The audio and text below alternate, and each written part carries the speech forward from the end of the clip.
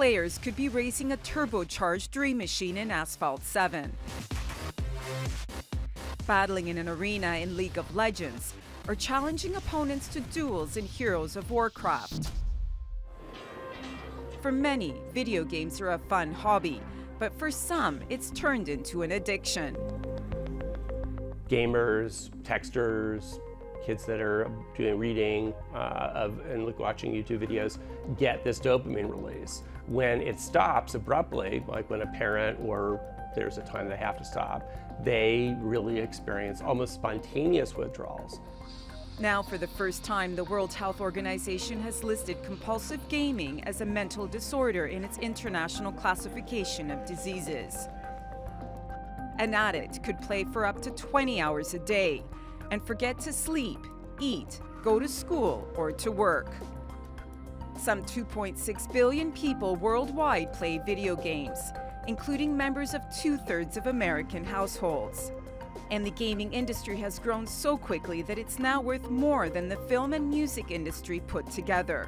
Originally, when I started gaming, it was fine. You know, I was a healthy kid, happy kid, played hockey, but eventually it began to become a problem, and I actually ended up dropping out of high school not once but twice, never graduated, never went to college, and got to a point where I was pretending to have jobs, playing video games up to 16 hours a day, and eventually actually wrote a suicide note, and that's when I realized I needed to make a change.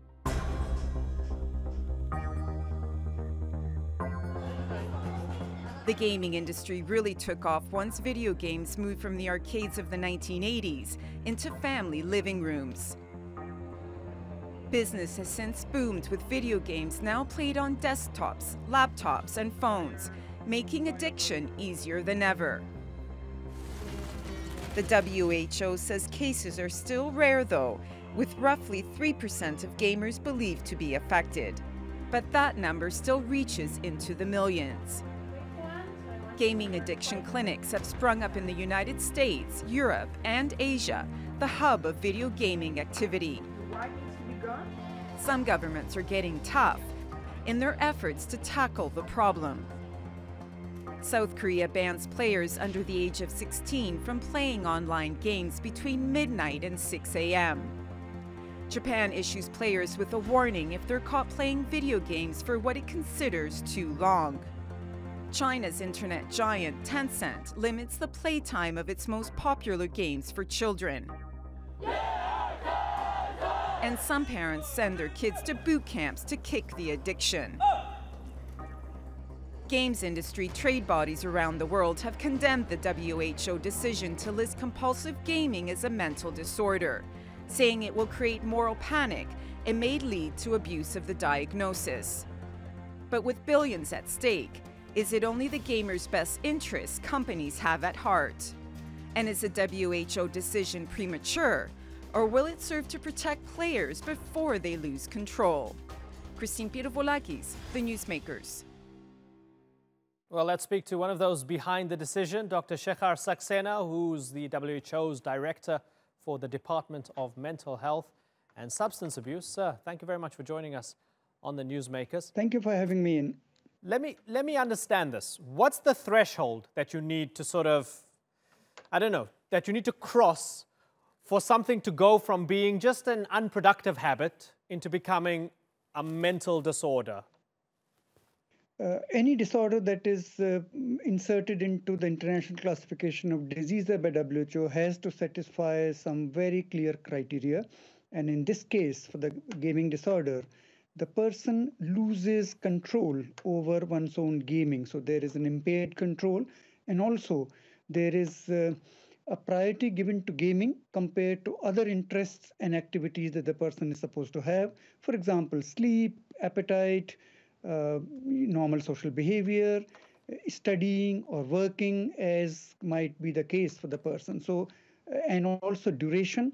Normally, we expect that all of this pattern lasts at about 12 months before we call it disorder. So there are rather strict criteria, and these criteria are fulfilled by only a small minority of people who engage in gaming. So that should be very clear. And tell me about the similarity it has with gambling addiction, because that's what I got out of the report. Help me understand that similarity. Gambling disorder was also present in ICD-10. So it's the gaming disorder which has been added now into ICD-11. And they are different because gambling can be by using any means. It could be by playing a lottery or other things. And gaming disorder is specifically inserted for digital or video gaming. Obviously, some games can also be involving gambling, in which case both disorders need to be identified. Okay, Dr. Shekhar Saxena, it's great to have the World Health Organization perspective on this issue. I thank you very much for joining us on the Newsmakers. Well, let's broaden out the discussion and go to Seattle, where we're joined by Hilary Cash. She's the founder of Restart, a support program for gaming and internet addiction. In Manchester is Dr. Joan Harvey, a psychologist and lecturer at Newcastle University. And from London, we have Amanda Hills, a psychologist and addiction expert. Thanks all of you for joining us. Let me ask Joan Harvey.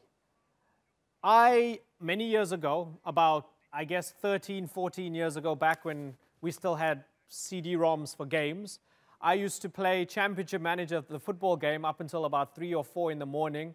And I'd be thinking about it during the day as well. And at some point, I realized this is not very productive for me in terms of work, in terms of my marriage or whatever. So I broke it and I gave up on it. Was I, based on the current definition from the World Health Organization, was I an addict? No, you probably weren't an addict, and you had enough self-control and what we would call self-efficacy to take yourself out of the habit. Now, I guess you dropped it abruptly, and it may be that to help treat those who are defined as addicts, that we need a more slow and gradual process to take them off it. Okay, Dr. Hilary Cash, how do we diagnose this? Okay, so we're getting information from the World Health Organization that there's something called gaming disorder. How do we diagnose this, and how do we then treat it? The most important thing is to look at what are the consequences of their gaming. The clients who come to us are both adolescents and adults. The adults typically have failed out of college. Their health is poor. They haven't been getting an adequate sleep. They haven't been getting exercise or eating well. And they are depressed, highly anxious, socially avoidant, and their worlds have shrunk to that space in front of a screen. And they've failed out of college, work, and relationships for the most part. And with the adolescents, they're refusing to go to school. Again, their health is failing. They're depressed. They're in constant conflict with their families, extreme conflict, right, often with violence, the police having to be called, and that kind of thing. Right. Amanda Hills, is it going to be easy to distinguish between whether this is the problem itself, it's the disease itself, or whether it's just a symptom of something else? Hi, so yes, actually in England at the moment, in the UK, the DSM hasn't actually included this as a separate disorder. We're still saying it's an area for further research, because one of the main reasons for that is that there's a real danger of abuse of diagnosis. And actually we need to be very careful that we're looking at the underlying causes as well. It could be anxiety and depression at the bottom of it, and addictions do actually have several entry points, so that it could well be anxiety and depression as a starting point, which then leads somebody to take themselves away from their peers and away from relationships, becoming isolated. And then you end up with a secondary addiction, which is the gaming disorder. But that may not be the primary disorder. Right. Hilary Cash, might there be the abuse of diagnosis here? Yes, I think that she's absolutely right, that is possible. However, I think all addictions tend to have co-occurring disorders, and it's very hard to treat the original disorder, if let's say it was depression and anxiety, once an addiction actually takes hold. The people who come to us feel completely out of control. They have usually tried to stop multiple times in the past, have been unable to do so, so that now we're dealing with multiple problems, one of which is the addiction. Yeah. Joan Harvey, why do you think that those in the UK, authorities in the UK and the American Psychiatric Association have still hung a big question mark over this? They're not absolutely sure if they can rigidly define this as a gaming disorder? Well, firstly, we've got to work out whether it really is around 3%, and there's a lot of issues about parents or other family members thinking that their son, daughter, or whoever is actually an addict, and you could swamp the services with very worried people when in fact it's not addiction at all. There is that. And secondly, we should treat addiction in terms of its context. If we were treating people who are addicted to drink, we would treat that in one way. People that are addicted to gaming will exhibit a series of behaviours, and we need to think about those to contextualise how we treat them. Okay, so Amanda, if I give the example of my two young daughters, I am absolutely convinced that playing Minecraft has made them far more intelligent. It's just connected the synapses or whatever. They play this game in the holidays, they enjoy it, and I think it's made them smarter, right? Now, at what point do I get worried? Well, I mean, if they're playing, what, for 15 hours a day, do I then start to get worried?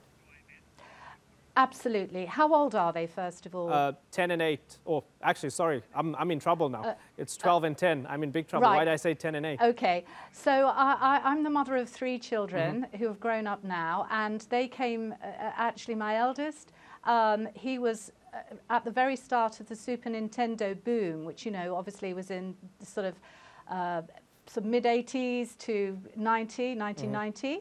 And what I did as a parent, and I have to be very clear on this because I'm, you know, I think this is incredibly important for humanity, actually, and for human beings going forward, because we're changing the shape of our brains and not always for the better. I think it's down to parents to parent properly, parents or carers, grandparents, whoever's looking after the children, to parent correctly. And that means that there's balance in everything. So I used to say to my children, that's enough of the Super Mario now.